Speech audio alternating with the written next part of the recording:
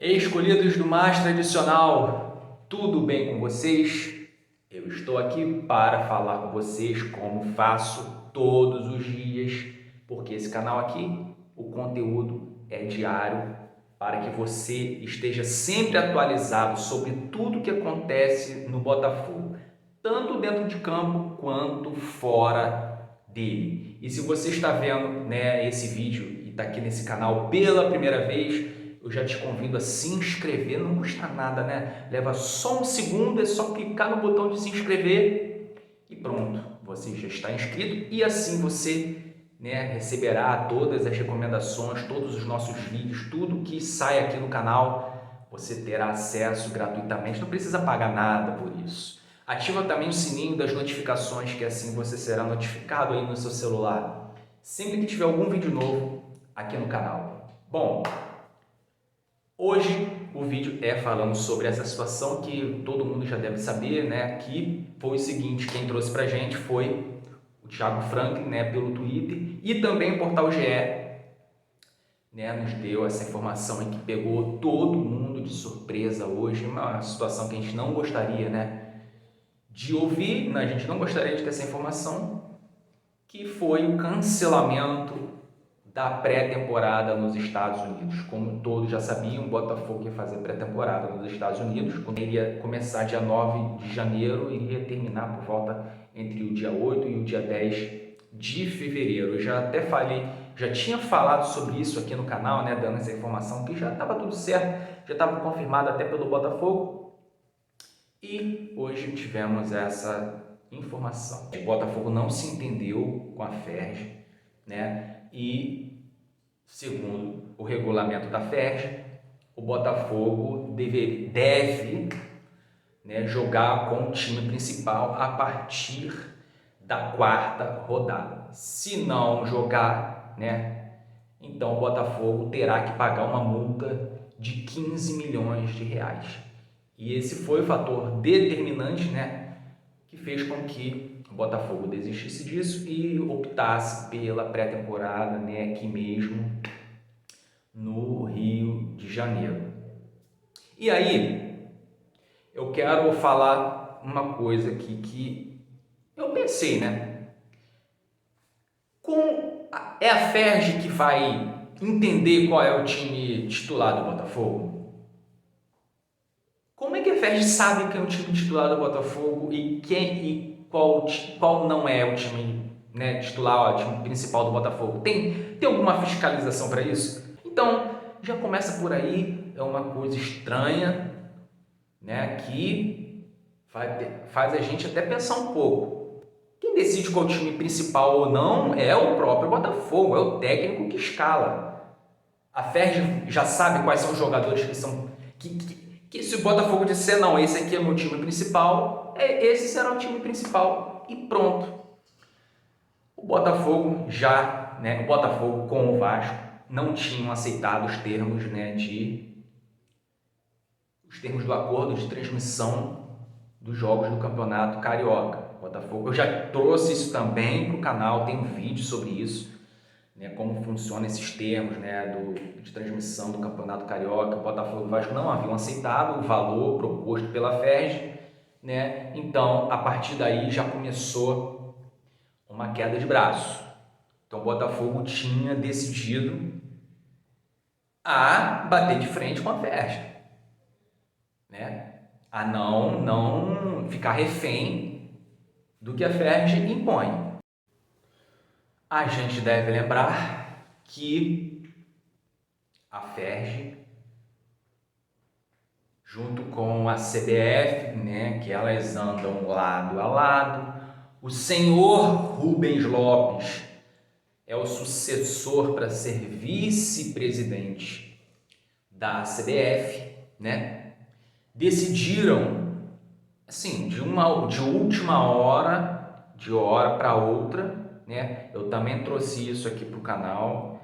Semana passada falei sobre essa situação que, né, também pegou todo mundo de surpresa. Tem um vídeo inteiro falando sobre isso, sobre o regulamento para a Copa do Brasil, né? E aí tivemos essa situação Não existe mais esse ranking dos 10, né, o ranking dos 10 da CBF, que o Botafogo já se incluiu muitas vezes, já entrou na Copa do Brasil muitas vezes através desse critério, né?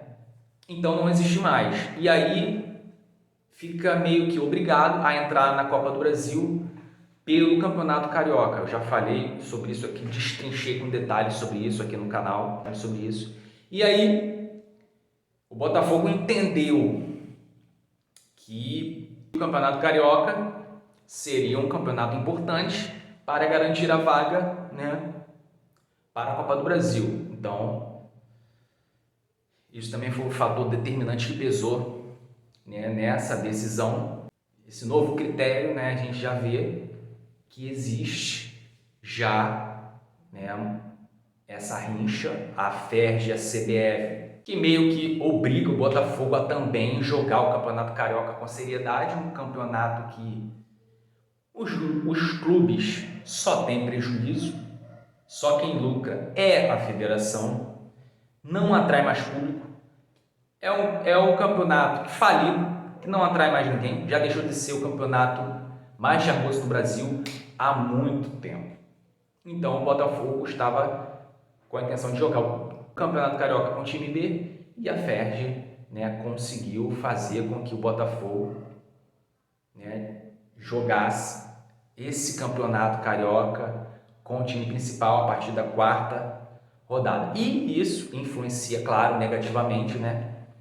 O Botafogo terá 2 semanas para fazer a pré-temporada, que será muito provavelmente aqui no Rio de Janeiro, porque os jogadores se reapresentam dia 9, né, desse mês agora, e aí o primeiro jogo do Botafogo no Campeonato Carioca é dia 15 de janeiro contra o Audax. Aí tem contra o Volta Redonda, dia 19 de janeiro, contra o Vasco, dia 23 de janeiro, e contra o Madureira, dia 26 de janeiro. E aí o Botafogo teria que começar a jogar com o time principal a partir da quarta rodada, que é contra o Madureira, dia 26 de janeiro. Então o Botafogo só teria 2 semanas de preparação, o que é muito pouco tempo. Muito pouco tempo.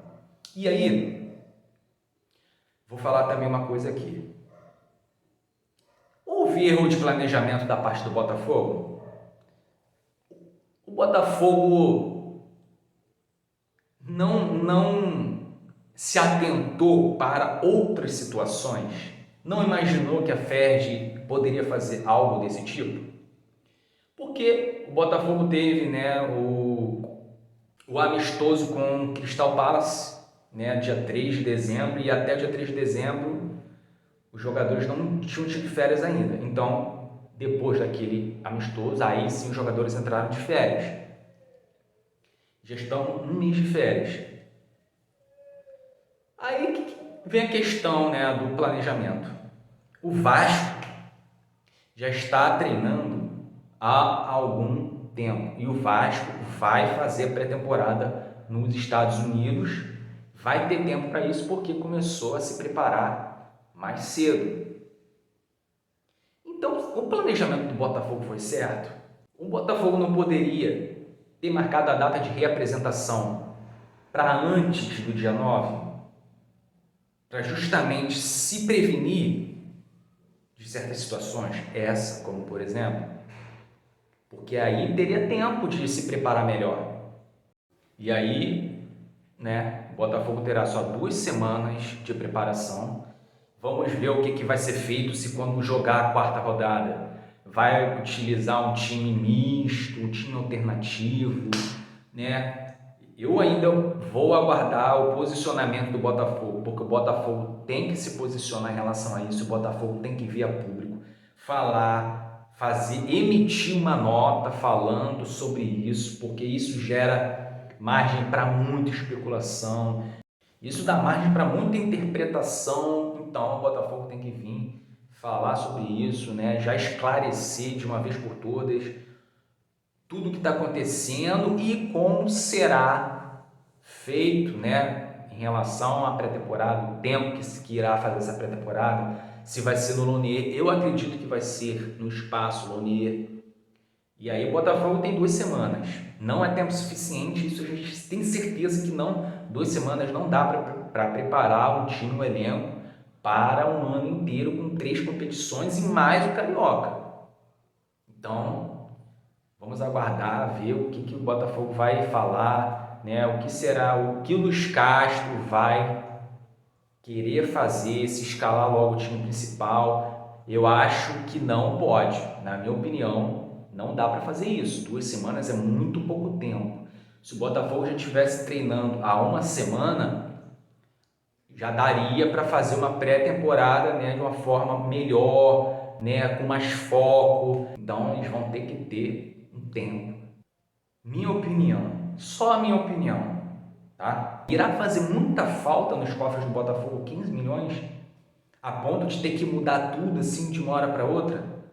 Ou tem mais alguma coisa acontecendo que a gente ainda não sabe? Porque se não for dinheiro, está tudo caminhando bem financeiramente dentro do Botafogo, não há mais o problema de fluxo de caixa.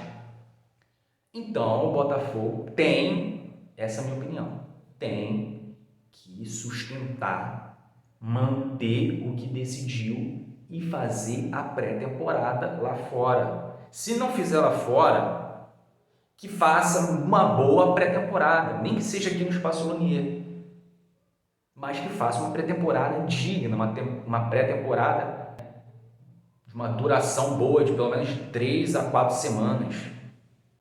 Coloca o time alternativo, o time B, para jogar o Campeonato Carioca. Confia no time B, no trabalho do Flávio e se prepara na pré-temporada, né? Se concentrem